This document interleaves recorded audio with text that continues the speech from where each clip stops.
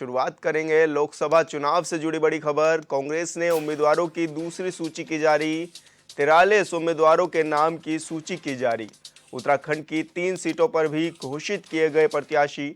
अल्मोड़ा से प्रदीप टम्टा को मिला टिकट। पौड़ी से गणेश गोदियाल को टिकट। जोत सिंह गुनसोला को टिहरी से टिकट दिया गया है। तो बड़ी खबर आपको बता रहे हैं, जहां पर उत्तराखंड की 3 सीटों पर भी प्रत्याशियों को घोषित किया गया है। और अल्मोड़ा से प्रदीप टम्टा को टिकट दिया गया है। साथ ही पौड़ी से गणेश गोदियाल को टिकट दिया गया है और जोत सिंह गुनसोला को टिहरी से टिकट दिया गया है। तो बड़ी खबर आपको बता रहे हैं, लोकसभा चुनाव से जुड़ी बड़ी खबर है, जहां पर पार्टी ने उत्तराखंड की 3 सीटों पर उम्मीदवारों की घोषणा की है और पूरी तरह से कांग्रेस अब चुनावी मैदान में जुट गई है, लोकसभा चुनाव की तैयारियों में जुट गई है और ऐसे में उत्तराखंड की तीनों सीटों पर भी नामों का ऐलान हो चुका है।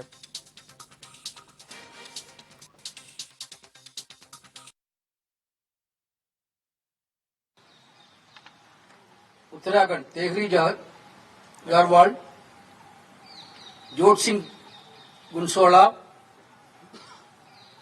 उत्तराखंड गढ़वाल गणेश गोडियाल, उत्तराखंड अल्मोड़ा प्रदीप टम्टा, दामन।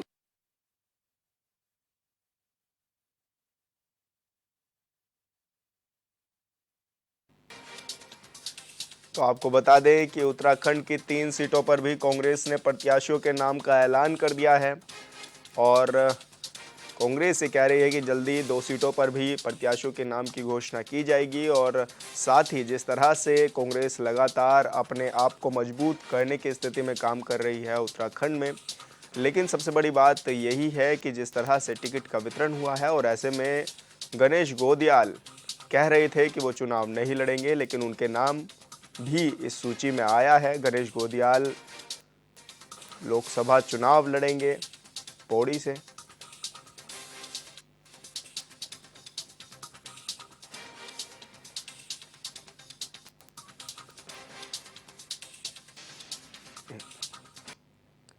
और संवाददाता अरुण सैनी हमारे साथ लाइव जुड़ गए हैं। अरुण, 3 सीटों पर कांग्रेस ने घोषणा कर दी है, प्रत्याशी तैनात कर दिए हैं, अब किस तरह से और चर्चाएं हैं लोकसभा चुनाव को लेकर?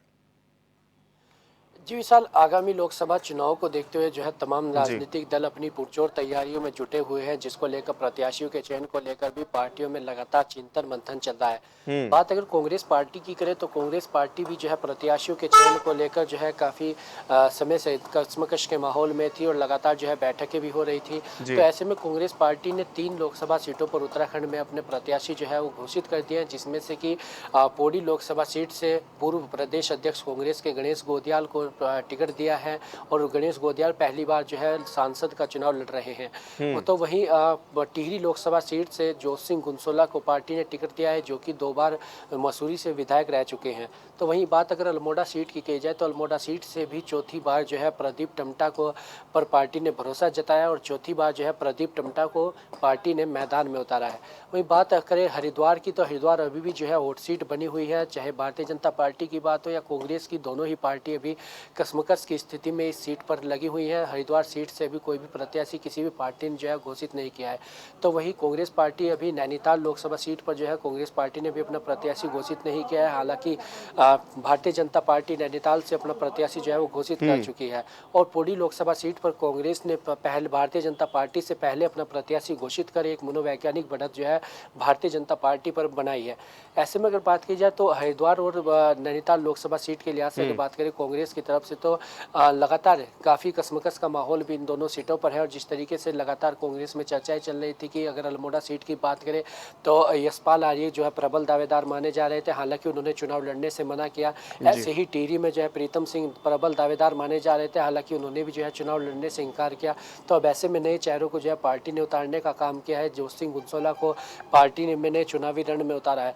तो ऐसे में नैनीताल लोकसभा सीट पर भी पार्टी किसे टिकट देती है, क्या यशपाल आर्य नैनीताल से एक ऑप्शन हो सकते हैं, या फिर किसी जो नाम सामने आ रहे हैं जिस तरीके डॉक्टर रंजीत रावत या विधायक भुवन कापड़ी, उनमें टिकट देती है, तो ऐसे में जो है उसको लेकर अभी कसमकस का माहौल पार्टी में है। और वहीं हरिद्वार सीट की अगर बात करें तो हरिद्वार सीट से भी जिस तरीके से कांग्रेस के वरिष्ठ नेता और पूर्व मुख्यमंत्री उत्तराखंड हरीश रावत लगातार जो है वहाँ से सक्रिय हैं।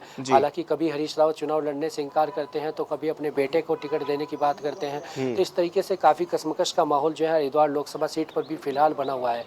तो बात करी जाए अगर तीनों सीटों की, जिन तीन सीटों पर कांग्रेस पार्टी ने अपने प्रत्याशी घोषित किए हैं, अगर इन 3 सीटों का पूरा समीकरण देखा जाए पिछले चुनाव के मुकाबले, तो 2019 की अगर अल्मोड़ा सीट की अगर हम बात करें तो अल्मोड़ा सीट से 2019 में अजय टम्टा करीब 2,30,000 वोटों के अंतर से जो है वो जीते थे प्रदीप टम्टा से।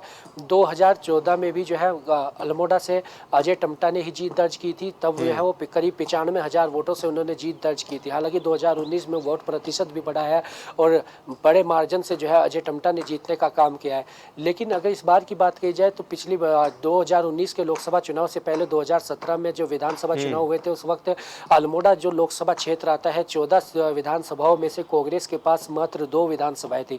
लेकिन इस बार जो है 2022 के जो विधानसभा चुनाव हुए थे उसमें अल्मोड़ा लोकसभा के क्षेत्र की अगर हम बात करें तो उसमें जो 14 विधानसभा सीटें आती हैं उसमें से 5 विधानसभा जो है वो कांग्रेस के पाले में है।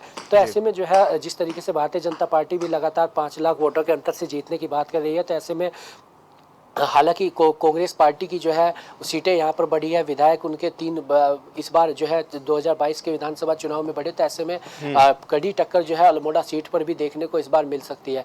तो ये बात करें पौड़ी लोकसभा सीट की, तो पौड़ी लोकसभा सीट से जो है 2019 में और 2014 लगातार भारतीय जनता पार्टी जीतती रही है। 2014 में पूर्व सीएम भुवनचंद खंडूड़ी जो है वो भी करीब 2 लाख के बड़े मार्जिन से उन्होंने जीतने का काम किया था। तो वहीं 2019 में पूर्व सीएम के बेटे भुवनचंद खंडूड़ी के बेटे मनीष खंडूड़ी को जो है तीरथ सिंह रावत जो कि भाजपा के वर्तमान सांसद भी है, उन्होंने करीब 2 लाख वोटों के मार्जिन से जो है उन्हें भी हराने का काम किया। इस बार जो है पार्टी ने गणेश गोदियाल को वहां से उतारा। गणेश गोदियाल जो है पूर्व प्रदेश अध्यक्ष कांग्रेस के रह चुके हैं, 2 बार विधायक रह चुके हैं और ऐसे में जो है श्रीनगर में जो विधानसभा चुनाव भी लड़े थे उसमें भी ज़्यादा मार्जिन से जो है, हालांकि वो हारे थे लेकिन ज़्यादा मार्जिन से उन्हें वो नहीं हारे, 500 कुछ वोट से ही जो है गणेश गोदियाल हारे थे। तो ऐसे में गणेश गोदियाल लगातार मजबूत कैंडिडेट जो है पौड़ी लोकसभा सीट से माने जा रहे थे। पार्टी की तरफ से प्रबल दावेदार गणेश गोदियाल माने जा रहे थे। हालांकि गणेश गोदियाल भी कुछ समय पहले ही जो है चुनाव लड़ने से इनकार कर रहे थे, लेकिन पार्टी ने उन पर विश्वास जताया और अब गोदियाल का कहना है कि वो पूरी मजबूती के साथ जो है लोकसभा चुनाव लड़ेंगे।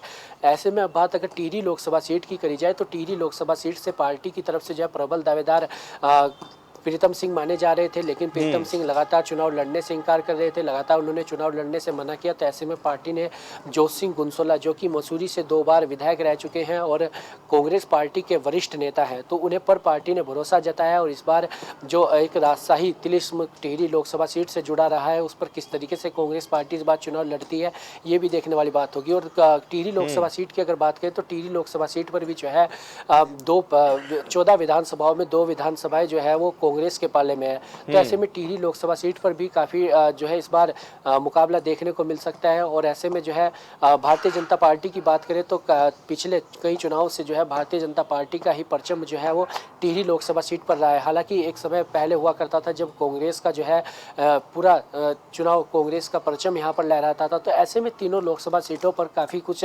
समीकरण बन रहे हैं और भारतीय जनता पार्टी और कांग्रेस दोनों ही जीत का दम भर रही है।